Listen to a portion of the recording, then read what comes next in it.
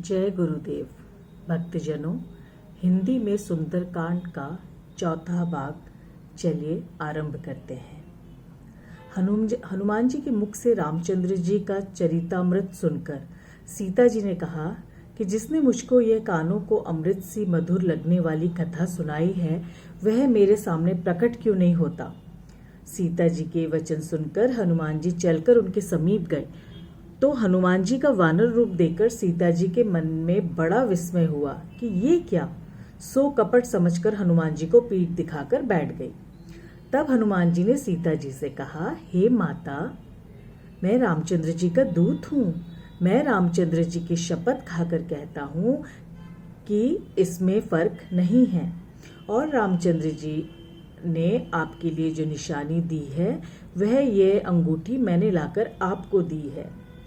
तब सीता जी ने कहा कि हे हनुमान, नर और वानरों के बीच आपस में प्रीति कैसे हुई वह मुझे कह।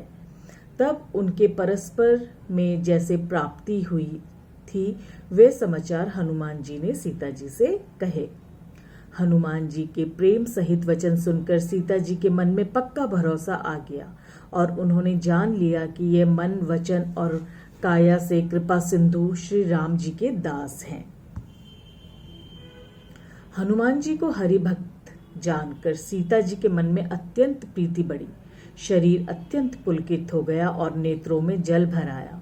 सीता जी ने हनुमान से कहा कि हे हनुमान, मैं विरह रूप समुद्र में डूब रही थी, सो हे तात, मुझको तिराने के लिए तुम नौका हुए हो। अब तुम मुझको बताओ कि सुखधाम श्री राम लक्ष्मण सहित कुशल तो हैं। हे हनुमान, रामचंद्र जी तो बड़े दयालु और बड़े कोमल चित हैं, फिर ये कठोरता उन्होंने क्यों धारण की है। यह तो उनका सहज स्वभाव ही है कि जो उनकी सेवा करता है उनको वे सदा सुख देते हैं। सो हे हनुमान, वे रामचंद्र जी कभी मुझको भी याद करते हैं। देख रहे हैं भक्तों, सीता जी कितने प्रश्न पूछ रही है हनुमान से। कभी मेरे भी नेत्र रामचंद्र जी के कोमल श्याम शरीर को देखकर शीतल होंगे। सीता जी की उस समय यह दशा हो गई कि मुख से वचन निकलना बंद हो गया और नेत्रों से जल भर आया। इस दशा में सीता जी ने प्रार्थना की कि हे नाथ, मुझको आप बिल्कुल ही भूल गए। सीता जी को विरह से अत्यंत व्याकुल देखकर हनुमान जी बड़े विनय के साथ कोमल वचन में बोले, हे माता, लक्ष्मण सहित रामचंद्र जी सब प्रकार से प्रसन्न हैं।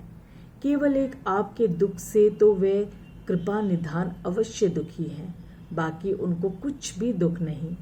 हे माता, आप अपने मन को उन मत मानो, अर्थात रंज मत करो, मन छोटा करके दुखी मत हो, क्योंकि रामचंद्र जी का प्यार आपकी और आपसे भी दुगना है।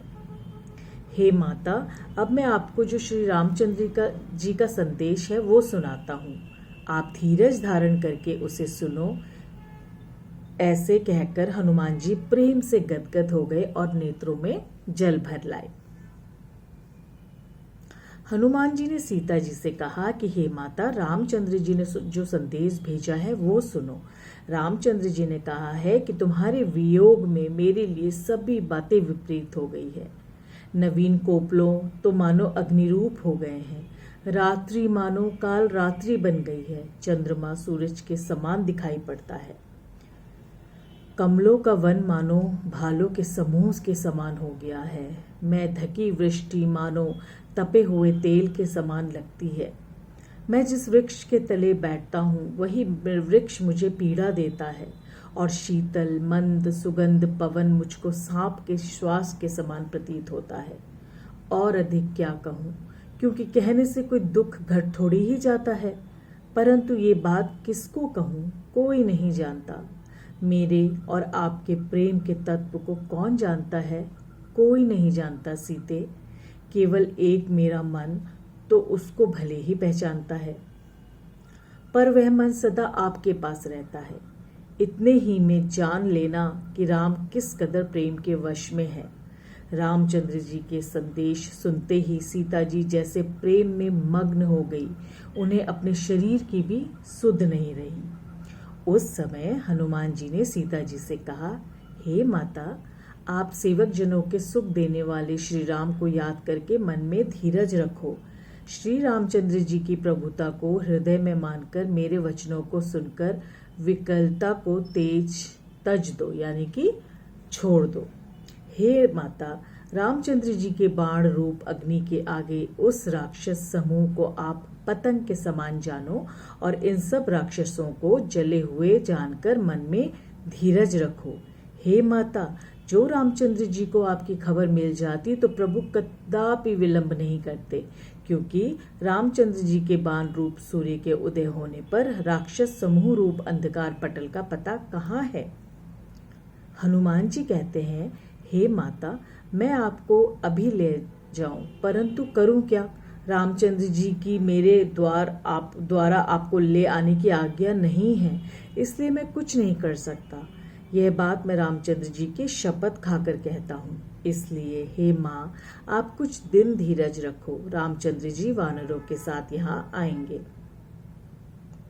और राक्षसों को मारकर आपको ले जाएंगे।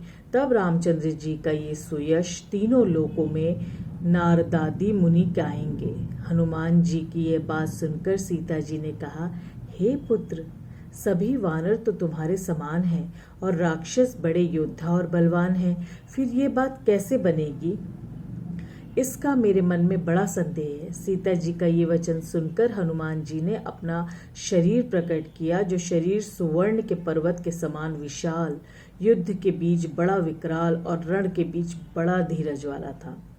हनुमान जी ने उस शरीर को देखकर सीता जी के मन में पक्का भरोसा आ गया। तब हनुमान जी ने अपना छोटा रूप धारण किया। हनुमान जी ने कहा कि हे माता, सुनो, वानरों में कोई विशाल बुद्धि का बल नहीं है, परंतु प्रभु का प्रताप ऐसा है, उसके बल से छोटा है, सांप गरुड़ को खा जाता है। भक्ति, प्रताप, तेज और बल से मिली हुई हनुमान जी की वाणी सुनकर सीता जी के मन में बड़ा संतोष हुआ। फिर सीता जी ने हनुमान जी को श्री राम का प्रिय जानकर आशीर्वाद दिया कि हे तात, तुम बल और शील के निधान हो। हे पुत्र, तुम अजर, अमर और गुणों का भंडार हो और रामचंद्र जी तुम पर सदा कृपा करें। प्रभु रामचंद्र जी कृपा करेंगे। ऐसे वचन सुनकर हनुमान जी प्रेमानंद में अत्यंत मग्न हुए और हनुमान जी ने बारंबार सीता जी के चरणों में शीश नवाकर हाथ जोड़कर ये वचन बोले, हे माता, अब मैं कृतार्थ हुआ हूँ, क्योंकि आपका आशीर्वाद सफल ही होता है। ये बात जगत प्रसिद्ध है। हे माता, सुनो, वृक्षों के सुंदर फल लगे देखकर मुझे अत्यंत भूख लग गई है, सो मुझे आज्ञा दो। तब सीता जी ने कहा कि हे पुत्र, सुनो, इस वन में बड़े बड़े भारी योद्धा राक्षस राज करते हैं। तब हनुमान जी ने कहा कि हे माता, जो आप मन में सुख माने तो मुझको उसका भय नहीं है। तुलसीदास जी कहते हैं कि हनुमान जी का विलक्षण बुद्धि बल देखकर सीता जी ने कहा कि हे पुत्र, जाओ, रामचंद्र जी के चरणों को हृदय में रखकर मधुर मधुर फल खाओ। सीता जी के वचन सुनकर उनको प्रणाम करके हनुमान जी बाग के अंदर घुस गए। फल तो सब खा गए और वृक्षों को तोड़ मरोड़ दिया। और वहां राक्षस के लिए राक्षस रहते हैं, उनमें से कुछ मारे गए और कुछ रावण से पुकारे लगाने लगे कि हे नाथ, एक भारी वानर आया है, उसने तमाम अशोक वृक्ष उजाड़ दिया है, उसने फल सारे खा लिए और वृक्ष खत्म कर दिए और रखवाले राक्षसों को पटक पटक कर मार गिराया। आज का पाठ यहीं समाप्त करते हैं, आगे कल सुनेंगे। तो करें राम नाम का जप नीम करोली बाबा जी के साथ। चलिए मेरे साथ।